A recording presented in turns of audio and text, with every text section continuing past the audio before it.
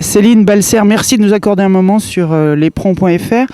Vous êtes ergonome équin. En quoi consiste votre activité ? L'ergonomie équine consiste en l'étude de la selle sur le cheval. Donc, lorsque le cheval est en mouvement, lorsque le cheval porte le cavalier, lorsque le cheval fait son travail.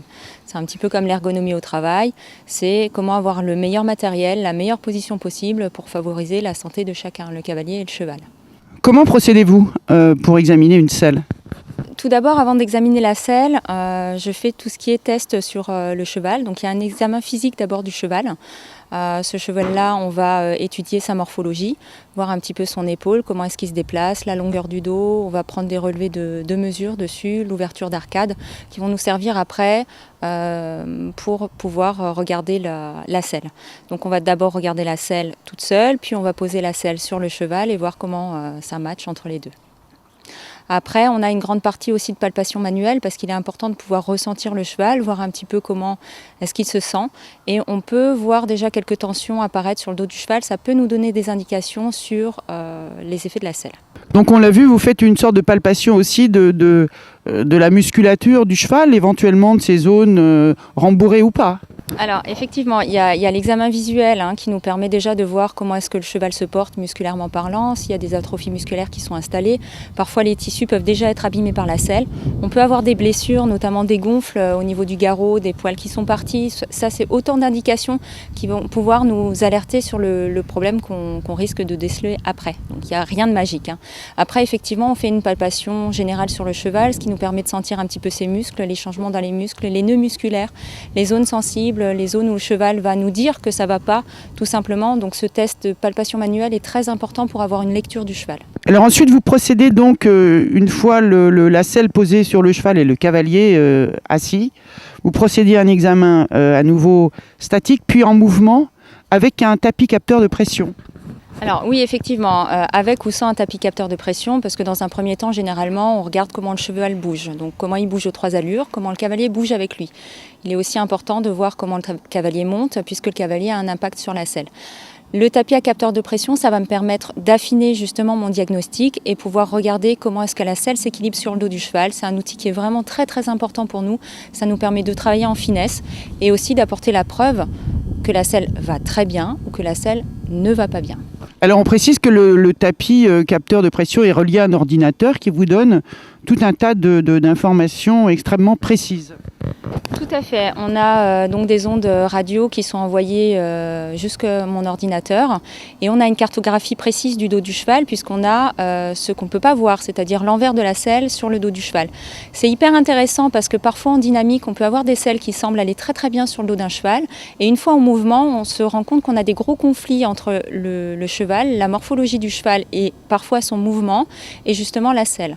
Donc c'est vraiment un outil qui va nous permettre d'affiner notre travail et plus que ça, c'est un outil qui nous aide également dans d'autres tâches puisqu'on voit également dessus le centre de gravité du cavalier. Donc on voit si le cavalier est équilibré dans sa selle et comment on peut aider le cavalier à mieux s'équilibrer dans sa selle.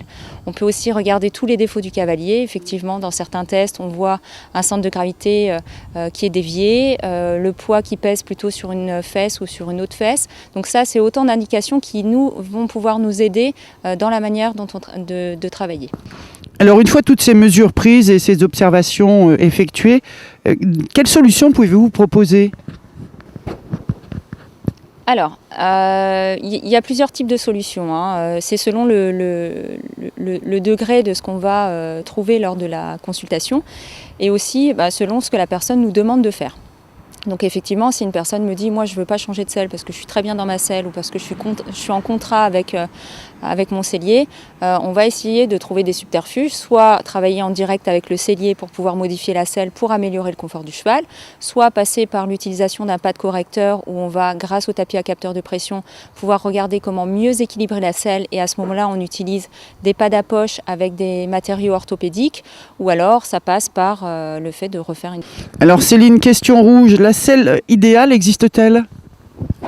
Alors, est-ce que la selle idéale existe? Je pense que la selle idéale, c'est un concept vers lequel on tend, hein, bien sûr. Après, la réalité, elle est toujours très différente. Ce qu'il faut savoir, c'est qu'il n'y a pas que la selle qui a un impact sur le dos du cheval. Si une selle peut être très bien, parfaite pour le cheval, si on teste deux cavaliers l'un après l'autre sur la selle, on peut avoir des surprises. Donc la selle n'est pas la seule composante qui va impacter le dos du cheval.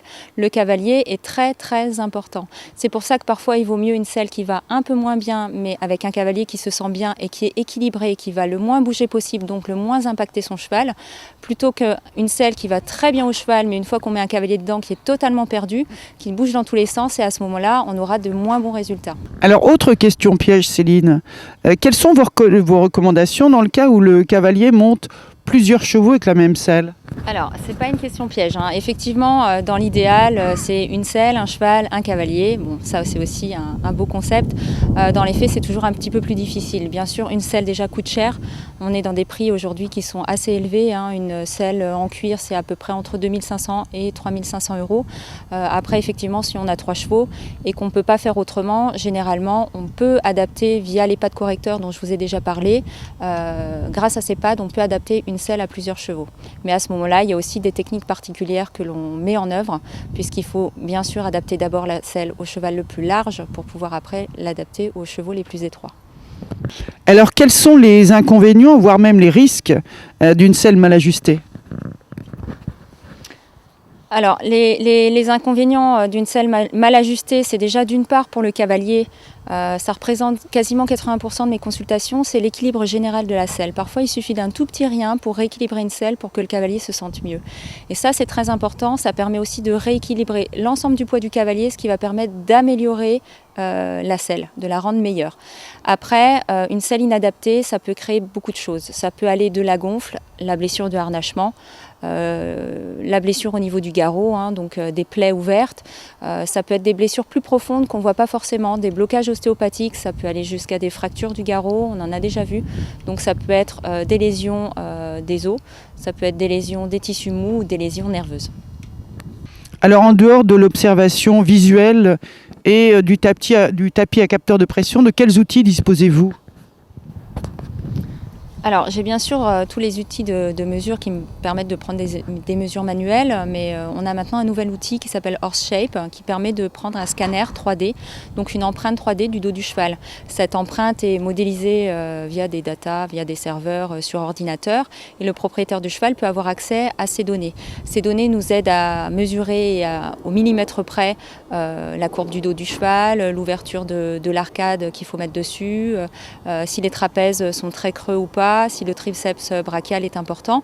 Et donc ça va permettre, en éditant ce qu'on appelle des shape proof, qui sont des formes de dos, de les transmettre au sellier avec des préconisations techniques, et ils vont pouvoir avoir des mesures qui sont très justes pour pouvoir monter la selle en fonction du dos du cheval et non pas en fonction de 3 ou 4 mesures comme c'est le cas aujourd'hui. Alors, vous parlez justement de selliers. Est-ce que vous travaillez en collaboration avec certains selliers? Alors, effectivement, je travaille en collaboration avec certains selliers. J'ai des selliers avec lesquels je travaille en direct. C'est notamment des selliers allemands ou italiens. Après, j'ai également des selliers français avec lesquels je travaille aussi en préconisation technique. C'est-à-dire que je vais accompagner le technicien sellier de la marque qui va venir, et on va réfléchir ensemble sur les préconisations techniques à mettre en place, en faisant aussi une mesure au tapis à capteur de pression de la selle qu'ils vont pouvoir adapter sur le dos du cheval, voir ce qui ne va pas dans le modèle présenté pour pouvoir le corriger et avoir une meilleure selle lorsque la selle va arriver, va être livrée à la cliente. Alors, à quel type de cheval ou de cavalier d'ailleurs s'adressent vos services? Souvent, mes services s'adressent en premier lieu à des gens qui ont eu des problèmes de selle, puisque déjà ça va être le déclencheur du coup de téléphone et pour voir un petit peu ce qui ne va pas et pouvoir améliorer la situation. Après, mes services s'adressent à tous les chevaux, les jeunes chevaux, les plus vieux chevaux. Le physique du cheval change d'année en année. On ne peut pas garder une selle tout au long de la vie du cheval, c'est pas vrai, ou alors il faut au moins faire des adaptations quand la morphologie du cheval se transforme. Après, en termes de clientèle, j'ai aussi bien des chevaux de loisirs qui vont faire des promenades en forêt que des chevaux de grand prix, de dressage, d'obstacles, donc c'est très très varié. Pas dans toute la France parce que heureusement j'ai des collègues dans le reste de l'Hexagone et effectivement ça permet de pouvoir travailler également en réseau et justement de travailler en réseau, ça permet aussi de s'échanger, de se questionner, de voir un petit peu la pratique professionnelle de chacun. Mais c'est vrai que je suis assez demandée dans certaines régions, notamment parce que j'utilise le tapis à capteur de pression et qu'en France on est très peu à l'utiliser. Alors le métier d'ergonome équin n'est pas très courant. Comment fait-on pour le devenir ? Alors c'est une grande question parce qu'effectivement on se rend compte que c'est un métier qui a un petit peu le vent en poupe en ce moment et puis quand on essaye de savoir comment est-ce qu'on devient ergonome équin, en France on n'a pas de réponse. C'est-à-dire qu'à la base c'est les anglo-saxons qui ont ramené ce métier en France. Il y a des Anglais qui ont traversé la Manche, qui sont venus s'installer en France et grâce à eux le métier a démarré en France. Ils ont ouvert la porte. Après, saddle fitter, ce qu'il faut savoir c'est que c'est un terme anglais mais qui désigne un diplôme qui est délivré en Angleterre. On ne peut pas s'improviser saddle fitter. C'est un titre qui est protégé, au même titre qu'ergonome équin, qui est un diplôme international qui est protégé et qu'on peut réaliser en Allemagne. Il y a d'autres écoles également, on peut se former en Hollande, on peut se former en Belgique, voilà. Mais il faut sortir de l'Hexagone. Céline Balser, merci beaucoup pour tous ces conseils. On ne manquera pas de se référer à votre site internet pour en savoir plus. Merci à vous, c'était un plaisir.